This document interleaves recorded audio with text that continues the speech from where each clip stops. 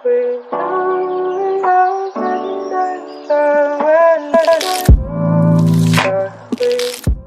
guys, welcome to another weekly reading vlog. I started Nevernight, and if you guys have been following my journey with this book, I have had multiple trouble getting into it. I believe I have checked this book out at my library 4, maybe 5 times. I tried it on audiobook, I tried reading it physically. Every single time I picked it up, it just wasn't the right time, and I got overwhelmed immediately and super exhausted just reading it. But I don't know if it's just because now I have my own copy and I decided that I was going to annotate this. I was just like, don't be a little bitch. You're going to read this. You're going to love this. So just get to it and love your book and love yourself. I think maybe it was just that little pep talk that I had with me, but I officially stan Nevernight. I just took my time reading it. I am now 106 pages in, and I just am having such a good time with this. Firstly, I don't know how it didn't click. Mia's connection to Ezio from the Assassin's Creed universe. Ezio is the second assassin in Assassin's Creed 2, and his backstory is pretty much exactly like Mia's. We pretty much open the game with his family getting hanged, and that's what motivates him to become an assassin, and he has a list of all of these people that he needs to take care of in order to avenge his family, and that's exactly what Mia has done. And this world is based on Italy, and I don't know what was in my brain. Like, I really must not have been paying attention all these times I've been trying to read this book, but I am just obsessed. I also thought that the footnotes were going to drag, and I was going to have really difficult time reading the footnotes. I thought it was a really lazy way of trying to show lore and world building, but I was so wrong. I enjoy the footnotes just as much as the story. World building is like my favorite thing about fantasy, so getting those extra little goodness of world building and lore that doesn't necessarily have anything to do with the plot, but are just there to just be there and just for you to eat it up. I just needed to be in the right place, I guess, to read it and to fully appreciate it, and right now I suppose it's just I'm in that place now. I get my own little Mr. Kindly right here, and he doesn't like me as much as Mr. Kindly likes me. Oh no, don't leave me.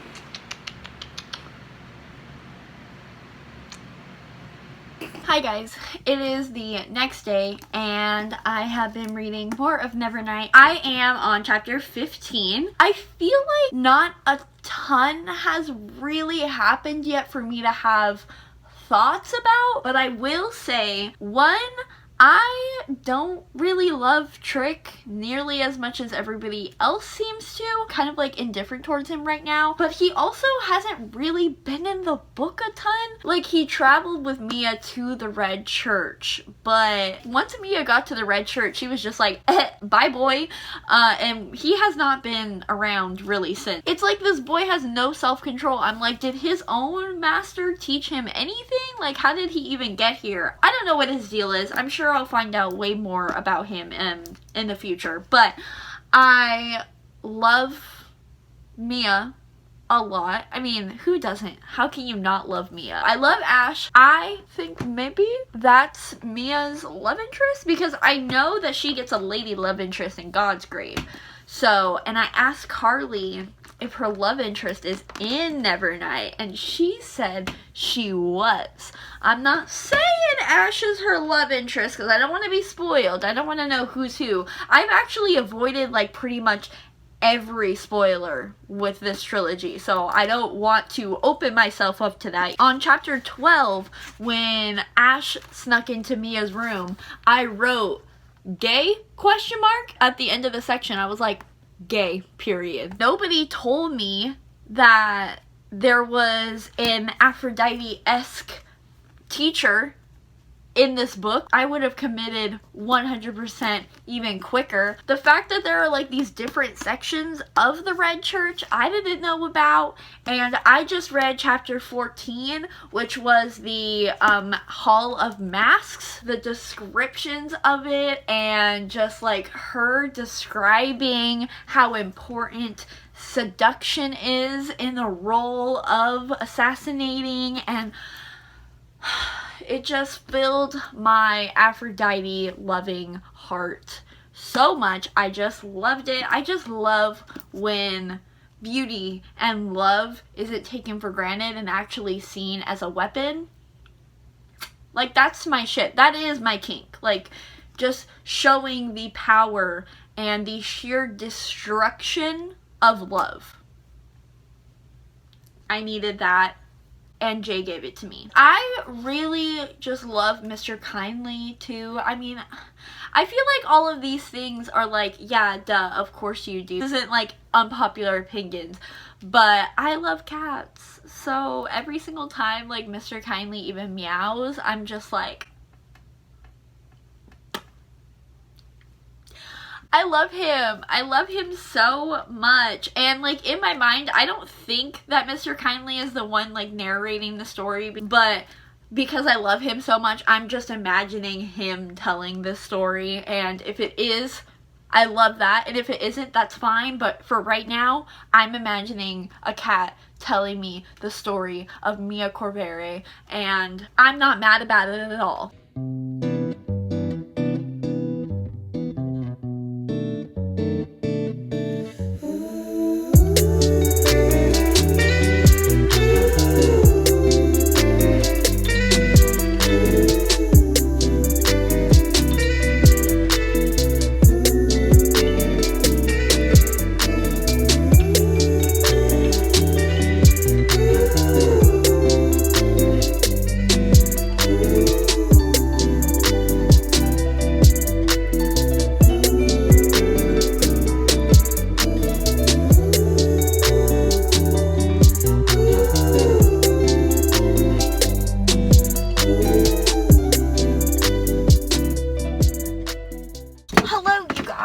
So I am on my way to pick up Sal from work, and I just wanted to talk to you guys, give you an update. Jess, I wanted to give like the benefit of the doubt because it was so obvious that she was the mean girl character, but then she did something in the later chapters, and again, you guys know what she did, and I'm just, no. Like, she's canceled, she can choke, don't like her anymore. I'm basically just a controversial ass bitch, and I don't want to hate the characters that the author so clearly wants you to hate, you know, because I'm like, no, don't tell me what to do. But in this case, there's nothing I can say to justify her actions. Trick, listen, Trick is just, I don't care for him. For someone who's training to be a deadly assassin, he has zero self-control. He cannot handle his temper at all. And after hearing his backstory and stuff, it's like, yeah, it's really sad. But I'm still like, dude, you are literally training to be an assassin. Like, you can't lose your cool over every little thing. He just seems like a very weak character to me, so I don't know, not a fan of him.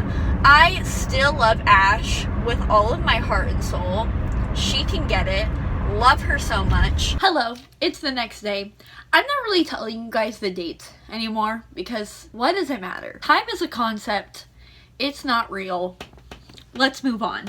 So last night, I got super far into Nevernight. I only have 100 pages left. Chapter 27? Wow. I was honestly just speechless. I'm already excited to reread it now. knowing the information I know now. I also went to my library and picked up some of my holds that came in. The first one is Let's Call It Doomsday by Katie Henry. Ooh, it matches my new nails. We love that. Katie Henry is the author of Heretics Anonymous. This is about a girl who's super paranoid about the end of the world, I think. And I know it talks about religion as well, so I don't really need to know a whole lot about it, because I know I'm going to adore this, because I absolutely love Katie Henry's writing so much. So far, out of all of my library books, I think this is the one I'm most interested in. And this one I just picked up, which is Sorcery of Thorns by Margaret Rogerson. I'm sure you guys have seen this everywhere.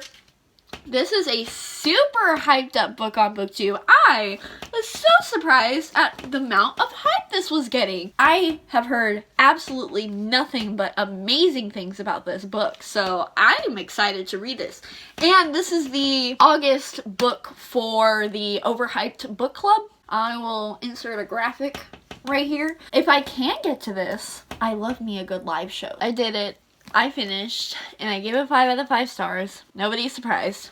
I didn't even write a review for this because I don't think I have anything new to say about this book. I don't think I have anything to really contribute.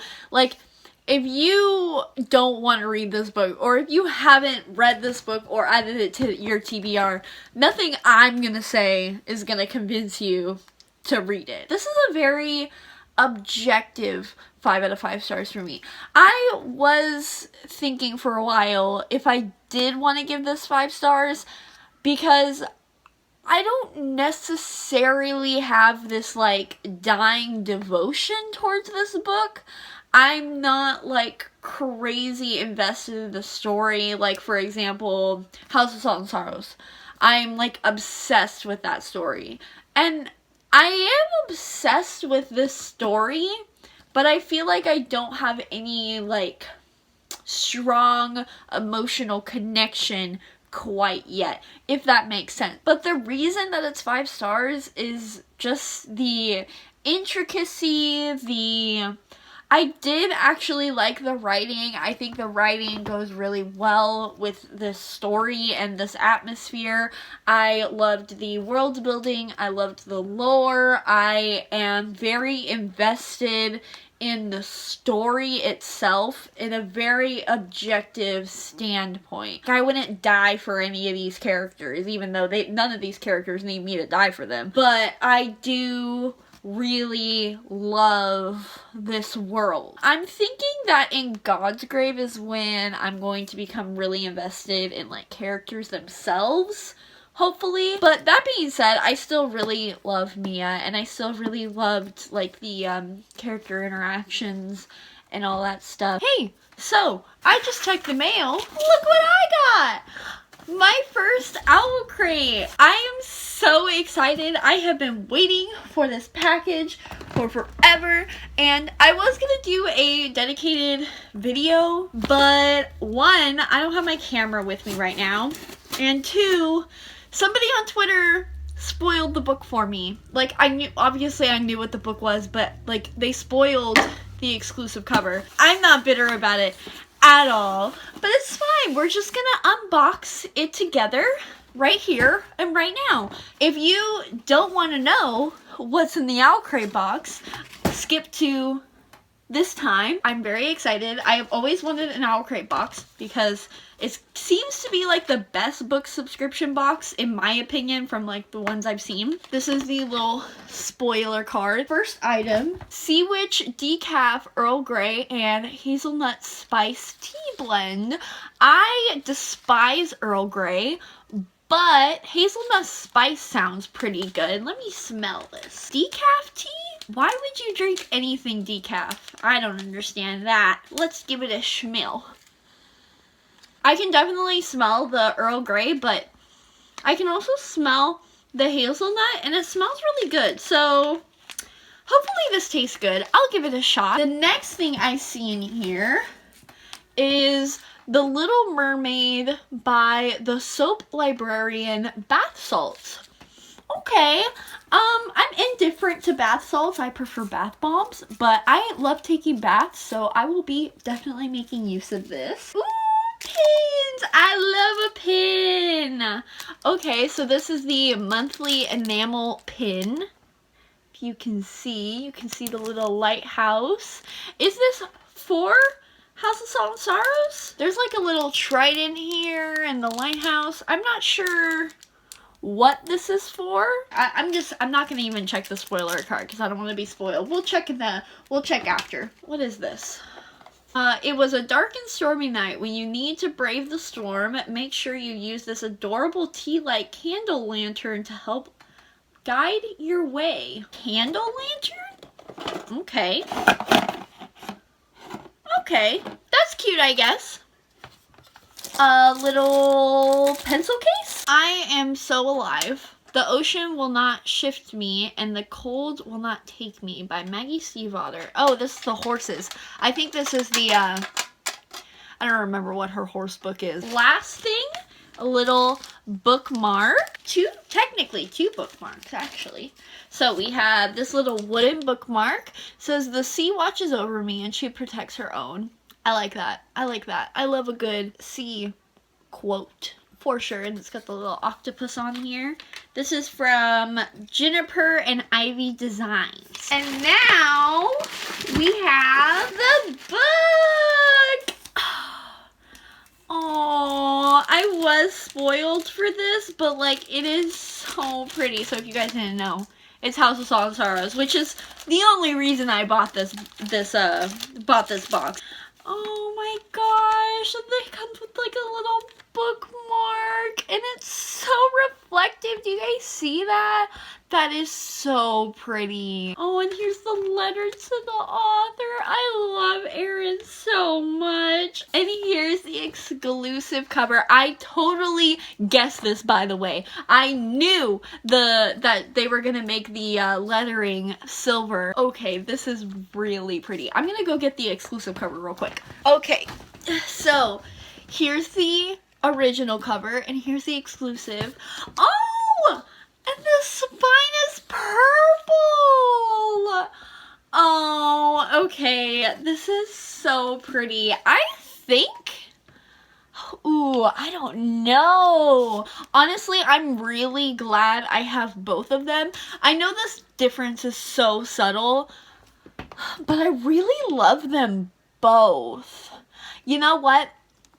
I think I do love the Owl Crate better. She signed it in purple. Okay, I really, really love this cover so much. I still really love this cover too, but I do think I like this cover a bit more. I'm very happy that I have this cover as well. Oh, the bookmark is from Daughter of the Pirate King. That's right, because I knew there was something from Daughter of the Pirate King. Well, that was one of the only things I really liked, to be honest. Oh, the Scorpio races. That's Maggie Stiefvater's horse book. Oh, it is! Okay. The pin was inspired by the family crest in House of Salt and Sorrows, as well as the lighthouse. Okay. I thought it could have been, but it's like the other things I didn't really recognize, like the feather and the scepter and the trident. I didn't really get that, and like I don't understand the red. But you know, whatever. I'm fine with it.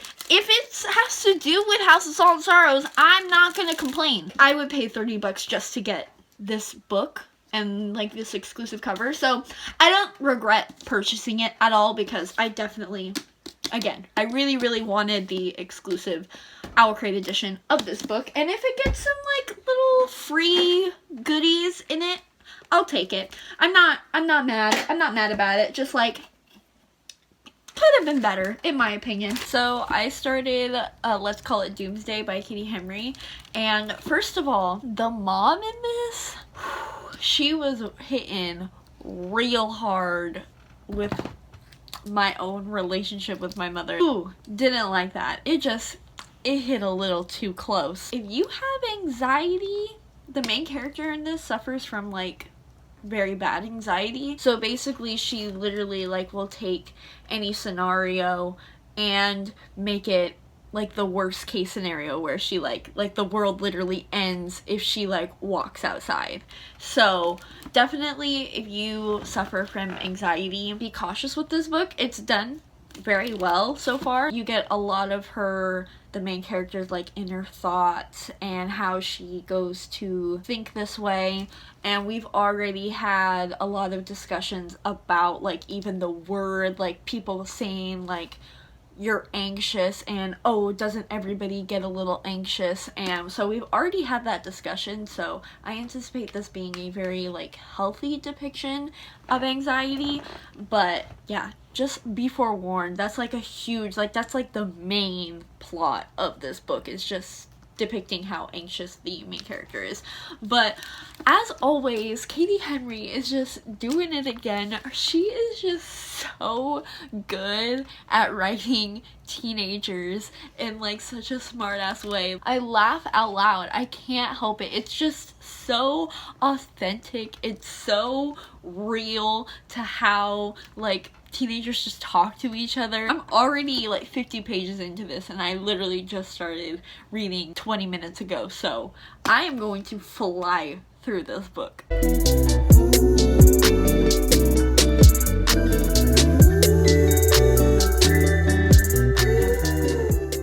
Bitch, they're motherfucking potheads! The girl in here, who I don't really know, like we just met, obviously I'm 50 pages in, but she seems to be some kind of like clairvoyant hippie chick, but she literally says, "Can you smoke us out?" And the other dude says, "I'm offended to just assume I have the necessary supplies for such a thing. I am a scholar, an artist." The main character is Mormon. And they're talking about it, and one of the characters is like, "You're a member, you're LDS." And then the guy who is, you know, supplying the scholar, the artist, is like, "No, this is weed." I'm sorry, so funny. I know that, I'm sure that joke has been told before, but like, it's so fucking funny because potheads are such fucking idiots. I'm sorry, I'm just enjoying this so much. I'm literally like crying. I can't. I'm sorry, I'm probably giving like a lot of unnecessary little updates on this book, but I just have a lot of thoughts. I am already loving the anxiety rep in this book. Like, I don't suffer from like severe anxiety, but I have been getting it quite a lot lately. Like, these last couple months have just been really bad. Honestly, I would say even just like this whole year, really, because the first half of the year was, I don't need to get into it, but regardless, I can relate to a lot of the feelings that the main character has. And her friend Hannah, who is like the clairvoyant hippie girl, they're just walking together, and she's asking Ellis, the main character, why she's always like kind of just having that feeling of, you know, when you're like constantly, you know, having a lot of things on your mind. And she's like, "Why do you do it?" And Ellis is like, "It doesn't matter." And Hannah just says, "I bet it matters to you." And it's like, that validation is exactly what somebody needs when they're not necessarily in the right headspace. And I'm just like, I'm really loving this already. Hello, I was up super late last night. I just finished Let's Call It Doomsday by Katie Henry. First, before I get into my thoughts, I'm going to give like a quick synopsis of this now that I finished it and can give more of my thoughts. So we follow this girl named Ellis, and she is Mormon as well as suffers from severe anxiety. She catastrophizes a bunch of things. I don't know if that's the proper word for it, but basically I said this in an earlier clip, but she is constantly worried about like the end of the world. She is a prepper, like a doomsday prepper. A lot of the book deals with her coming to terms with her anxiety and how she lives with it and grows. We get a lot of her therapy sessions. That is a huge part of this book, so that is a big trigger for you. Definitely avoid this book at all costs. But if you do suffer from anxiety, I think this is like this was such an amazing representation of anxiety. So all of her intrusive thoughts are on the page, and so this is like the normal text, and then right here it's italicized and it's like off the page of her like intrusive thoughts, and it was just so well done. Ellis finds this friend group because this girl named Hannah finds her at school and basically tells her that she knows how the world is gonna end, and it just goes off from there. Another really huge theme about this book is Ellis coming to terms with her sexuality, especially being religious. And I also do want to preface that she doesn't change her religion in this book, which I knew Katie Henry wasn't going to do it because Heretics Anonymous was so well done. She is very comfortable with her faith, and I really loved that depiction of it.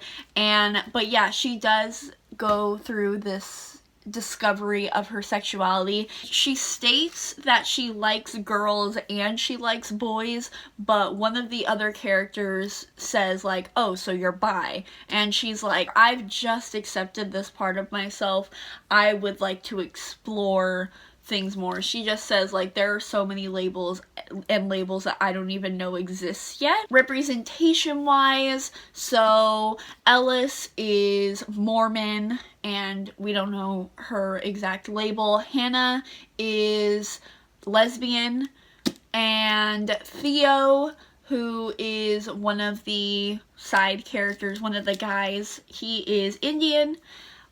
Sam is, I think he's just a white dude. And then Tal, who is another side character, he is half Brazilian and bisexual. So there we go. We have a lot of diversity in that department, and I don't know, I just really loved this story. I gave it 4 out of 5 stars. A lot of the stuff in here definitely did hit home, and anxiety isn't like a trigger for me or anything like that, but it definitely did, like, ooh, it hit me. And so this wasn't like a difficult read because there was a lot of comedic relief, and I think it's just a really good coming of age story. Katie Henry just writes teenagers so well. She gives them such validation and such power, such ownership in their feelings. She's able to just write teenagers so effortlessly in such a dynamic way that we usually don't necessarily get, and I really appreciate that. I know that this book was super hard to write and it was probably super difficult for her, but I think this book will help a lot of people. Definitely prefer Heretics Anonymous just because I enjoyed the topics in that more, but I think I preferred the messages in this one. No, I absolutely prefer the messages in this one because I think Katie Henry, this is such a good sophomore novel because she really went there. Hey guys, I am back from the library and I just picked up 2 things. So I picked up volume 1 and 2 of Sleepless. I'm pretty sure Bren is the one who put me onto this from Bookishly B, but I could totally be wrong. But like, look at this art. I adore it so much. It looks Renaissance-y, so I'm so excited. I'm probably gonna read these right now, but I got me some lunch. Carl's Jr. is absolute garbage, and it's overpriced garbage, but it's like my guilty pleasure. I don't know. It's like, Man, their Western burgers just hit different, and it probably just hits like a garbage truck getting dumped inside of my body. But sometimes, like today, when your anxiety is hitting, you need to put garbage in your body.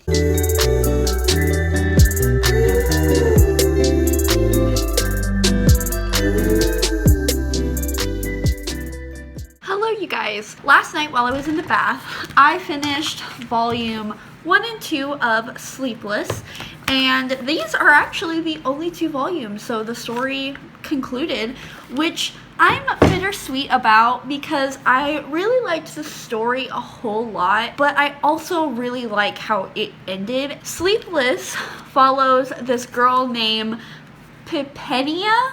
I think that's how you pronounce her, but her common casual name is Poppy, so we're gonna call her Poppy because it's easier for my delinquent mind to say. We follow Poppy, and she is the illegitimate daughter of the king who has recently passed away. So there have been multiple attempts on her life, and she's trying to figure out who the hell is trying to kill her, why, and basically to murder them because she ain't about that. So there's an attempt on her life, and she's trying to figure out with the help of her sleepless knight.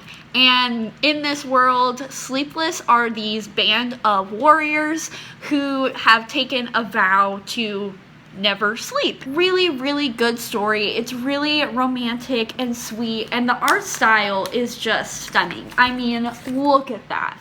Look at that. I loved it so much. I loved seeing a dark-skinned woman as a main character in a fantasy setting, and then also Cyrenik, he isn't white. Like, look at that boy. White people don't have those genes. And also another princess in here. She is the heir to the throne now. She actually has acne, and that's kind of touched on throughout the novel as well. And I really, really liked that because I have never seen that before, like acne in a period setting. I really wish this was a novelization. Like, if this was a book, it would be so hyped on BookTube. I already know it would, like, these two would just be so powerful, and I just loved this a whole lot. I gave them both 4 out of 5 stars, but honestly, I feel like I'll, like, raise it to 4.5 because the only reason it's not a 5-star is just because I feel like I didn't get enough. Like, I want more. Hello, guys. So, this vlog is already over 30 minutes long, so I'm gonna keep this real short and sweet as we close this out. I managed to read 6 things this week. How that happened, I don't know. You can give me an applause in the comments. I love validation. First thing I read was Sleeping Giants by, I don't remember, but the picture will be right here. I didn't talk about this at all because I listened to this with my dad on the way to Monterey and back. I think I gave it a 3.5 out of 5 stars. You'll hear about it in my wrap up. The next thing I read was Nevernight by J. Kristoff, which I gave 5 out of 5 stars. And then I read Shiver by Maggie Stiefvater, which I didn't mention either, but this is for the Trashback Book Club for the August pick, and I gave this 2.5 out of 5 stars. You will hear about that in the live show. And then I finished Let's Call It Doomsday by Katie Henry, which I gave 4 out of 5 stars. Maybe a 4.5. I haven't decided yet. And then I finished volumes 2 and 1 of Sleepless, and I gave these 4.5 out of 5 stars. Boom, boom, boom, done. I hope you guys enjoyed this vlog, and if you didn't, there's always next week. Bye!